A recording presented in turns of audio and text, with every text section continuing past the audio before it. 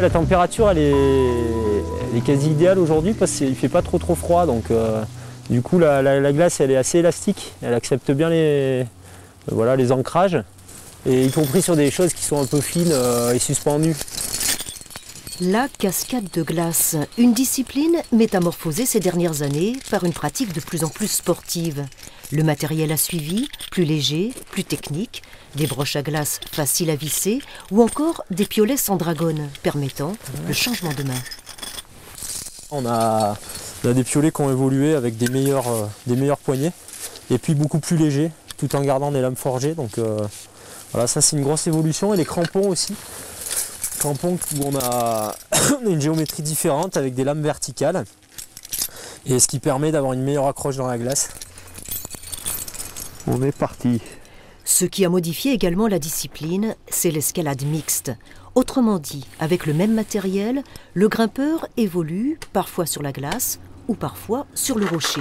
C'est ce qu'on appelle le dry tooling. En général, si la glace est épaisse, on choisit toujours la glace parce que c'est toujours plus facile. Et après le rocher, si il y a ce qu'on appelle des crochetages, c'est-à-dire des prises qu'on peut tenir avec le piolet ou des fissures dans lesquelles on puisse coincer les lames de piolet, et ben c'est quelque chose qui est assez rapide, assez efficace. Le dry tooling, en fait, c'est un facteur sécuritaire, comme on le voit, parce qu'on est protégé déjà dans le rocher. Donc ça permet, si la structure s'effondre, de rester accroché sur le rocher, pas de tomber avec la structure sur laquelle on est assuré. Ça permet d'aller dans des endroits très acrobatiques, avec donc une prise de risque beaucoup moins importante que si on n'est que sur la glace elle-même. Parce que de la glace très acrobatique, c'est de la glace obligatoirement fragile, délicate, en équilibre précaire.